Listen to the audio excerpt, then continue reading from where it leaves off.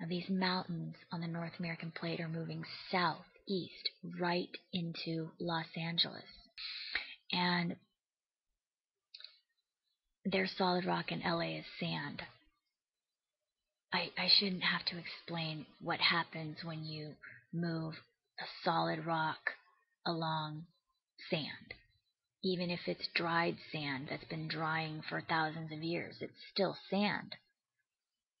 And when you move rock into sand, the sand crumbles. And there is a cliff off of the coast of Los Angeles. There is a cliff called the East Pacific Rise. It's in the ocean. That's what the edge of the North American plate is.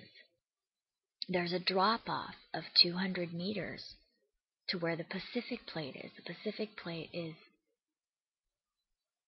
200 meters lower than the North American plate.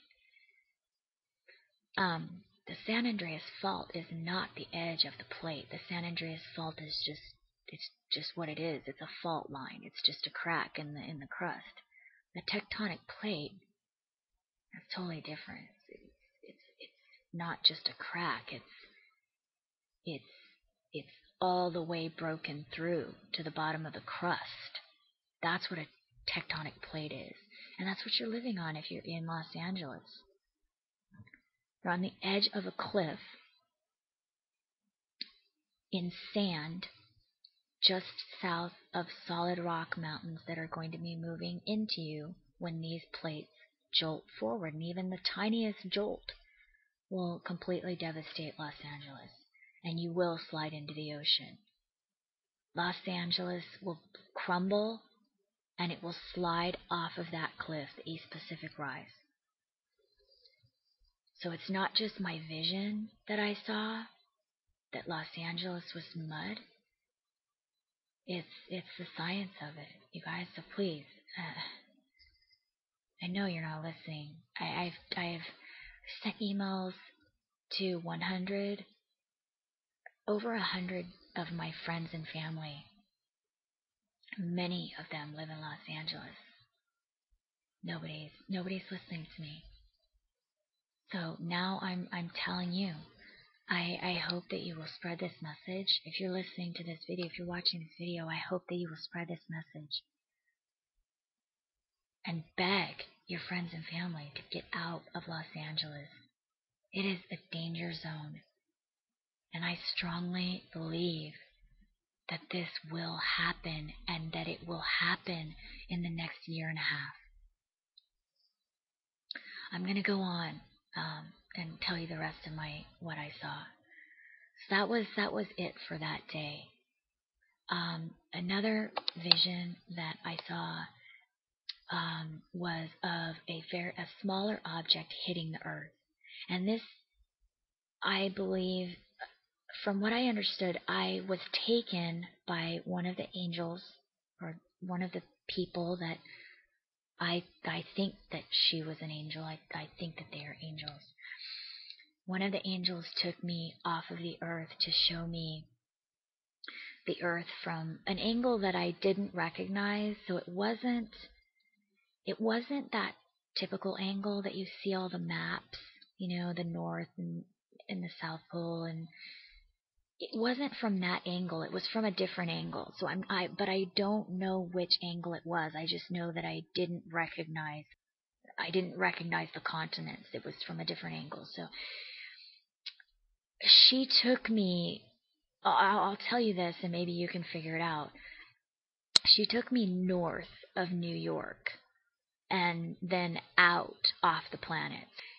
I don't know. Maybe it was a view from the North Pole. I can't really say. We could have gone all the way around the planet. I don't even know. All right. But I was looking at the planet from outside of it, and I saw an object come in and hit the earth.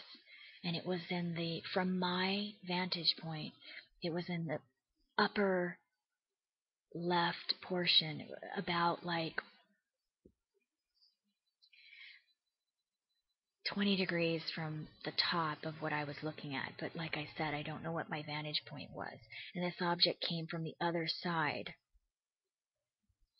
of the earth and hit and slid into the earth. And it wasn't the larger object. It was a smaller, much smaller object. And as I'm saying this to you, I'm thinking about that meteor that just exploded over Oklahoma. I don't know if you heard about that because the news didn't. I get feed from CNN and Fox and the Associated Press. I get news feed from every major news channel on YouTube, and I didn't hear anything about the meteor explosion. I had to go onto the RSOE emergency disaster site, and I saw it there.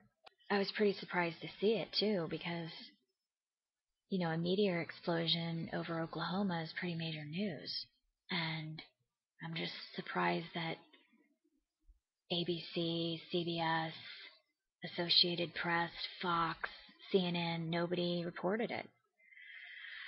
But that's what I'm thinking about right now. I'm thinking, wow, maybe that was what was in my vision. But anyway, I had this vision a couple months ago.